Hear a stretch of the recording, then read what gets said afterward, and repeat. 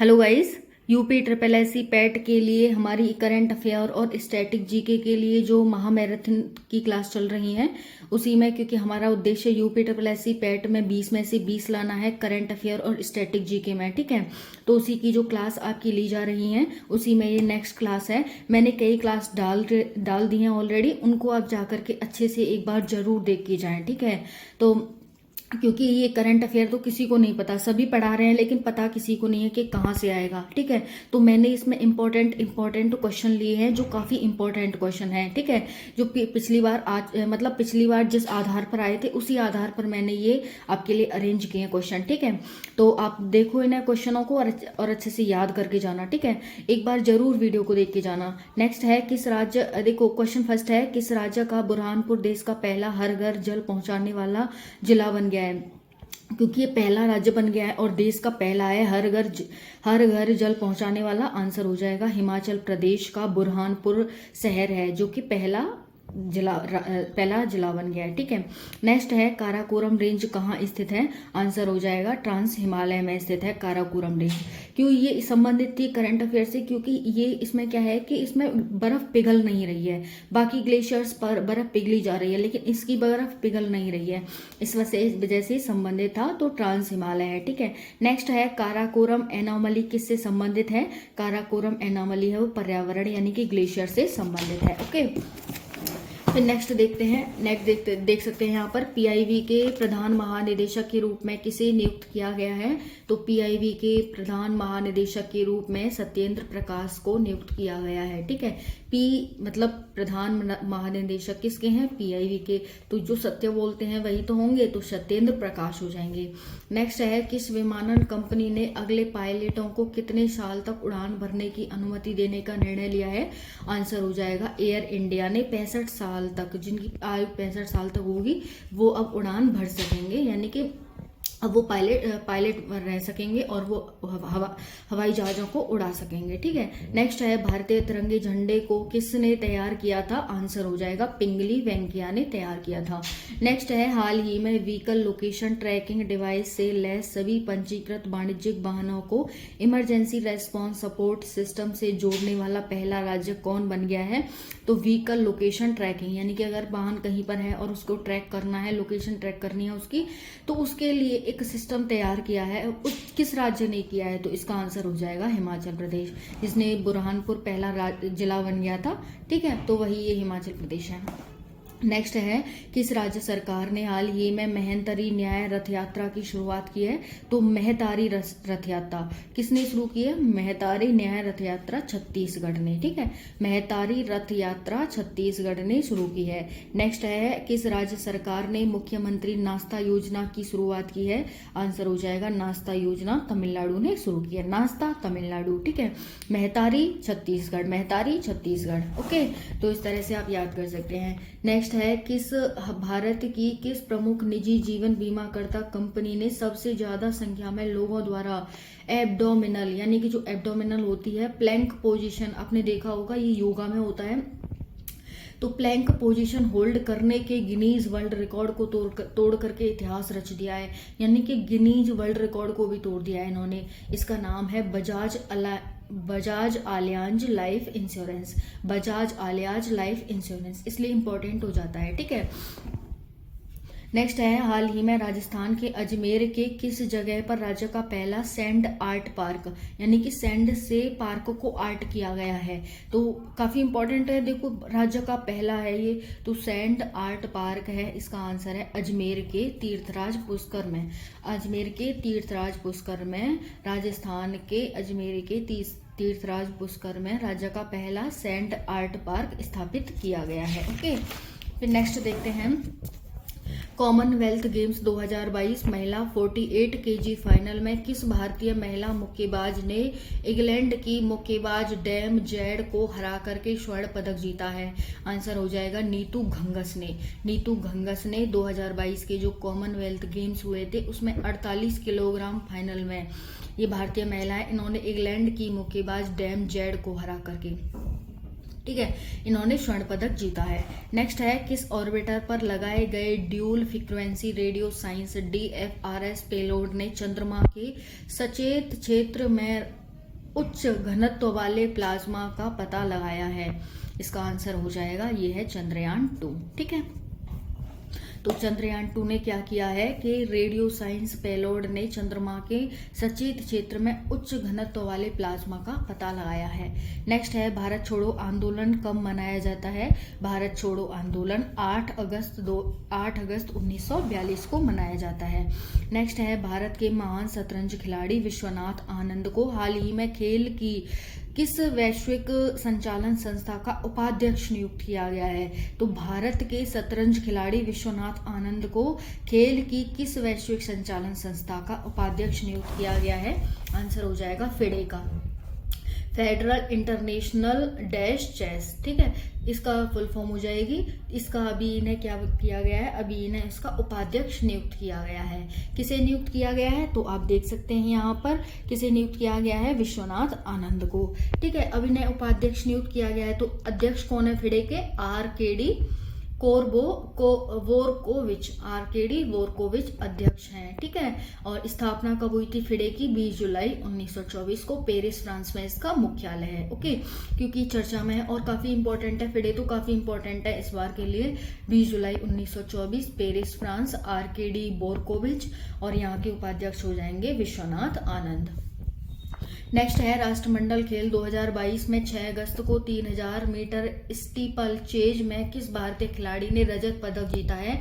Answer हो जाएगा अविनाश रावले ने स्टीपल चेज में भारतीय खिलाड़ी ने रजत पदक जीता है। स्टीपल चेज में अविनाश। ठीक है, स्टीपल चेज अविनाश। नेक्स्ट है भारतीय रुपया का प्रतीक चिन्ह क्या है? तो भारतीय रुपया का प्रतीक चिन्ह कुछ इस प्रकार है। ये डॉलर का है, ये हैशटैग है, और यहाँ पर ये स्टार देख सकते हैं। नेक्स्ट है भारत देश के विभिन्न भागों में कितनी अलग अलग बोलियां बोली जाती हैं? तो भारत के अलग अलग भागों में 744 बोलियां बोली जाती हैं। 121 प्रमुख भाषाएं भारत में, विश्व में 7111 भाषाएं बोली जाती हैं। हमारे आर्टिकल यानी कि संविधान के आर्टिकल 343 में भाषा से संबंधित है। राजभाषा अधिनियम 1963 में आया था। नेक्स्ट है कंप्यूटर विज्ञान में आमतौर पर इस्तेमाल किया जाने वाला एक संक्षिप्त नाम है GUI। तो ये संक्षिप्त नाम GUI क्या है? ग्राफिकल यूजर इंटरफेस है। ठीक है, डाल दिया है मैंने। वैसे कंप्यूटर है नहीं, लेकिन मैंने जनरल नॉलेज के लिए डाल दिया है। ठीक है, यहाँ पर अब नेक्स्ट देख सकते हैं सभी पौधों एवं जंतु कोशिकाओं से बने हैं तथा कोशिका जीवन की मूलभूत इकाई है। दिया गया कथन निम्न में से किस सिद्धांत का है? आंसर हो जाएगा कोशिका सिद्धांत का। नेक्स्ट है लाडली लक्ष्मी योजना किस राज्य सरकार द्वारा चलाई गई है? तो लाडली लक्ष्मी योजना है। तो लाडली किसकी है? लक्ष्मी, यानी कि यहाँ भी आधा छा रहा है, यहाँ आधा धा रहा है, तो लक्ष्मी यानी कि मध्य प्रदेश। ओके, लक्ष्मी यानी कि मध्य प्रदेश। ठीक है, अब देखो यहाँ पर ये है भारत ने रचा इतिहास, काफी इंपॉर्टेंट हो जाता है। ये थॉमस कप और ऊबर कप हुए थे ना, इससे क्वेश्चन आ सकता है। भारत ने इंडोनेशिया को 3-0 से हरा करके पहला थॉमस कप खिताब जीत लिया है। अब देखो, क्योंकि भारत किसी और ने जीता होता तो हमारे लिए इम्पोर्टेंट नहीं था, लेकिन क्योंकि भारत ने इंडोनेशिया को हराया है, ऐसे देश को हराया है जो अभी तक लगातार जीता आ रहा था थॉमस कप को। ठीक है, तो इसीलिए ये इम्पोर्टेंट है। तो भारत ने इंडोनेशिया को 3-0 से हराकर पहला थॉमस कप जीत लिया है। भारत का पहला है और सबसे बड़े देश को हराया है जो सबसे ज्यादा खिताब जीता है थॉमस कप में। कब हुआ था? 8 से 15 मई 2022 को हुआ था। ठीक है, वर्ल्ड कप के इक्विवेलेंट है ये वर्ल्ड कप के, जैसे वर्ल्ड कप होता है ना, उसी के इक्विवेलेंट है ये थॉमस कप। 73 साल बाद 1949 में शुरुआत हुआ था ये, 1949 में ही शुरू हुए थे थॉमस कप। 73 साल बाद भारत ने जीता पहला। इसमें 16 टीम भाग लेती हैं। देखो, थॉमस कप होता है उसमें वो पुरुषों के बीच होता है और ऊबर कप महिलाओं के बीच, तो ये इसीलिए काफी इंपॉर्टेंट हो जाता है। आप ये सोचो कि थॉमस कप है तो सभी महिला और पुरुष भाग लेते होंगे, क्योंकि खेल ही तो है, जैसे कॉमनवेल्थ में लेते हैं, पैरा एथलेटिक्स में लेते हैं, तो इसमें भी लेते होंगे। ऐसा नहीं है, थॉमस कप में पुरुष लेते हैं और ऊबर कप में महिलाएं लेती हैं। ठीक है, ये 32वां एडिशन था। 73 साल बाद भारत ने जीता है। 1949 में इसकी शुरुआत हुई थी। इसमें 16 टीम भाग लेती हैं। वर्ल्ड बैडमिंटन एजेंसी द्वारा इसे आयोजित कराया जाता है। वर्ल्ड बैडमिंटन एजेंसी द्वारा पहली बार भारत विजेता हुआ है 2022 में। देखो, इंडोनेशिया ने 14 बार जीत चुका है, इसीलिए अब की बार भारत ने इंडोनेशिया जो सबसे ज्यादा बार जीत चुका है उसी को ही हराया है। और भारत ने पहली बार जीत लिया है। तो 14 बार इंडोनेशिया जीत चुका है, 10 बार चीन जीत चुका है और 5 बार मलेशिया जीत चुका है इसको, ठीक है। अभी तक 31 कप, जिनमें से 29 कप 3 देशों द्वारा, यानी कि 31 कप मिले हैं अभी तक सिर्फ, और उसमें के 29 कप तो सिर्फ 3 देशों के पास हैं। इन 3 देशों के पास विजेताओं को भारत के द्वारा 1 करोड़ की राशि दी जाती है। विजेताओं को भारत के द्वारा कितनी करोड़ की राशि दी जाती है? विजेताओं को भारत के द्वारा 1 करोड़ की राशि दी जाती है। मतलब जो भारत में जीत के आते हैं तो भारत उन्हें पुरस्कार देता है। भारत ने अब तक की सबसे बड़ी विजेता टीम को हराया थॉमस कप में। भारत ने 13वीं बार इसमें पार्टिसिपेट किया था, तो 13वीं बार किया था, पहली बार जीता है और सबसे बड़ी टीम को हरा करके जीता है, जो अब तक सबसे ज्यादा कप जीत चुकी है, 14 कप। भारत ने 2022 में 13वीं बार पार्टिसिपेट किया था। संस्थापक कौन थे इसके, ऊबर कप और थॉमस कप के? आंसर हो जाएगा, संस्थापक थे जॉर्ज एलन थॉमस। छठा देश बन गया है, कौन बन गया छठा देश जीतने वाला? भारत थॉमस कप जीतने वाला छठा देश बन गया है, ठीक है। अब देखो हमने 3 तो यहाँ पढ़ लिए। सबसे ज्यादा बार इंडोनेशिया ने जीता है, इंडोनेशिया, चीन, मलेशिया हो गए, 3 देश हो गए। डेनमार्क हो गया, भारत हो गया, जापान हो गया, ठीक है। तो 6 देशों ने ही सिर्फ अभी थॉमस कप जीता है, थॉमस कप या हो ऊबर कप हो, ठीक है। तो थॉमस कप भारत ने 6वां देश बन गया है और पहली बार जीता है। डेनमार्क थॉमस कप में 32 बार फाइनल में पहुंचा है, लेकिन जीता एक भी बार नहीं है। जो डेनमार्क है ना, वो थॉमस कप में, थॉमस जो पुरुषों का है उसमें 32 बार पहुंचा है, फाइनल में पहुंच गया है, लेकिन फिर भी ये जीत नहीं पाया है। तो लक की बात होती है, लेकिन भारत जीत गया है। देखो डेनमार्क यूरोपीय देश है, ये हर इंडेक्स में आगे रहते हैं, उसके बावजूद भी ये नहीं जीत पाए। तो वही है ना, जब ये इंडेक्स निकालते हैं तो अपना नाम रख लेते हैं आगे, लेकिन जब बात आती है पूरे विश्व को एक साथ विश्व के साथ खेलने की, तो फिर ये रह जाते हैं। तो इनकी सच्चाई फिर पता चल जाता है, ठीक है। तो यहाँ पर आप देख सकते हैं कि 6वां देश बन गया है और 1949 में ये स्थापित हुए थे, शुरुआत हुई थी। 73 साल बाद भारत ने जीता है। 16 टीम भाग लेती हैं। थॉमस कप पुरुषों के बीच होता है, ऊबर कप महिलाओं के बीच होता है, और ये भारत ने पहली बार जीता है। सबसे ज्यादा इंडोनेशिया जीत चुका है, ठीक है। 13वीं बार भारत ने पार्टिसिपेट किया था और पहली बार भारत जीता है, ओके। इंपॉर्टेंट हो जाता है थॉमस और ऊबर कप। फिर नेक्स्ट देख सकते हैं भारतीय संविधान के कुछ महत्वपूर्ण अनुच्छेद। संविधान से भी देख लेते हैं, संविधान से क्वेश्चन आते हैं तो हम संविधान से देख लेते हैं। संविधान में कुल कितने अनुच्छेद हैं? आंसर हो जाएगा 395 अनुच्छेद हैं। नेक्स्ट है भारतीय संविधान कितने भागों में बटा हुआ है? भारतीय संविधान 22 भागों में बटा हुआ है। वर्तमान में भारतीय संविधान में कितनी अनुसूचियां हैं? वर्तमान में भारतीय संविधान में 12 अनुसूचियां हैं। नेक्स्ट है अनुच्छेद 3 किससे संबंधित है? अनुच्छेद 3 संसद विधि द्वारा नए राज्य बना सकते हैं, इससे संबंधित है।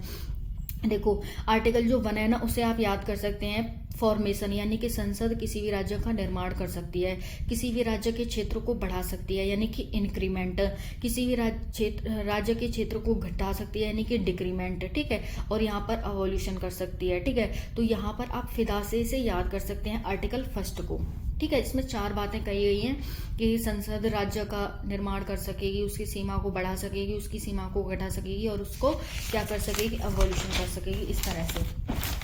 अब नेक्स्ट देखते हैं राष्ट्रपति द्वारा महान्यायवादी AGI की नियुक्ति से संबंधित अनुच्छेद हैं। राष्ट्रपति द्वारा महान्यायवादी की नियुक्ति से संबंधित अनुच्छेद हैं। महान्यायवादी आर्टिकल 76। नेक्स्ट है संसद के दोनों सदनों द्वारा पारित विधेयक किसके पास जाता है? संसद के दोनों सदनों द्वारा जो पारित विधेयक होता है वो राष्ट्रपति के पास जाता है, आर्टिकल 111 के तहत। नेक्स्ट है नागरिकता संबंधी प्रावधान भारतीय संविधान के किस अनुच्छेद में है? आंसर हो जाएगा 5 से 11 अनुच्छेद में नागरिकता संबंधी प्रावधान है। नेक्स्ट है भारतीय मंत्रिमंडल से संबंधित प्रावधान भारतीय संविधान के किस अनुच्छेद में दिए गए हैं? भारतीय मंत्रिपरिषद से संबंधित प्रावधान भारतीय संविधान के किस अनुच्छेद में दिए गए हैं? आंसर हो जाएगा 163 से 164 के बीच में भारतीय मंत्रिपरिषद से संबंधित प्रावधान दिए गए हैं। नेक्स्ट है सर्वोच्च न्यायालय के गठन का वर्णन दिया गया है।